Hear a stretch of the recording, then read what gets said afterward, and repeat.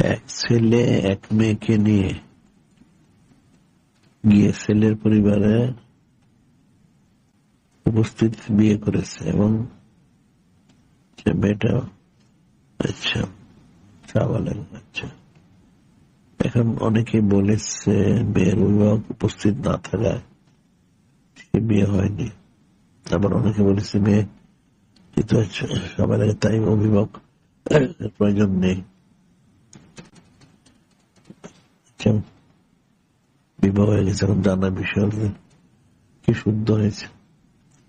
এখন যদি দুজনের সাবাই লাগা হয়, বিয়ের শর্ত তো হচ্ছে ইজাব কবুল সাক্ষী দুজন কমপক্ষে থাকতো। এখন তো অনেক লোক এরকম পালাই গেছে, কোর্টে করে না, কোর্ট ম্যারেজ করে, এমন ভাবে করে বিয়ে হয়ে যাবে। তবে এই জিনিস করা তো ঠিক না। বাবা মার অনুমতি ছাড়া নিতে তো বরকত পাবে না। তাদের পিতা মাতার হক আদায় করলো না, এতে কেমনে হবে? বাবা মা যদি অসন্তুষ্ট থাকে জীবনে শান্তি পাবে না, করা কখনোই ঠিক না। বিবাহ হয়ে যাবে, অসুবিধা নাই, শরীয়ত হিসেবে বিবাহ হবে, কিন্তু এটা রহমত থেকে বঞ্চিত হবে। বাবা মা যদি অসন্তুষ্ট থাকে জীবনে শান্তি পাবে না। এখন এগুলি এই ছেলে মেয়ে পালাই গিয়ে বিবাহ করে, এটা তো করা ঠিক নেই। এগুলি বাবা মার সম্মতি নেওয়া উচিত। এগুলি পরে দেখা যায় ফেতনায় এই সমস্ত বিবাহ অনেক সময় ইয়ে হয়ে যায়, ফেতনায় বিবাহ ভঙ্গ হয়ে যায়, পরে অশান্তির কারণ, শান্তি জীবনও পায় না। এগুলি করে জীবনে শান্তি পায় না। একটা বাবা মা যদি বিবাহ করায়, বাবা মা একটা দোয়া থাকে, এই দোয়াটা সে পেল না। বাবা মার হকের মধ্যে এটা একটা হক আছে।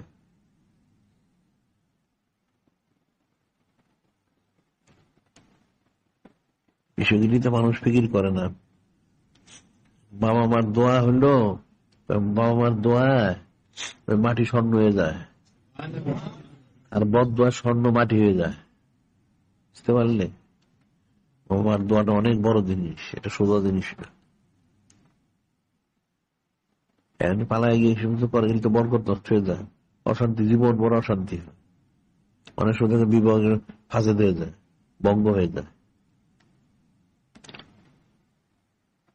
এই সমস্ত করা ঠিক না। এখন পালায় বিয়ে করলে বিয়ে হয়ে যাবে, উপযুক্ত দুজন হয়, হবে হবে না কেন, বিয়ে হবে।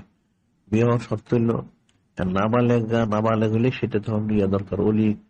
কিন্তু এখন যখন হয়ে গেছে, বালেগ হয়ে গেছে, তাহলে তো ঠিক আছে, হবে। দুজন সাক্ষী থাকে যদি আর রিজার্ভ কবুল করে তাইলে হবে, কিন্তু দোয়াটা তো সে পাবে না। এগুলো করা ঠিক না। এখন মানুষের দিনদারি নাই, দুনিয়াদারি প্রয়োজন। দুনিয়াটা চকচক দেখে, চকচক দেখে তো কাজ হবে না। সোনার গাঁও মাটি দিয়ে তৈরি। এগুলি তো এখন আসলে পিতা মাতার হক, সন্তানের হক, কিন্তু কোন বই পুস্তক পড়ায় না, তো স্কুল কলেজ মাদ্রাসায় কোথাও পড়ায় না, ঠিক এমনি হবে।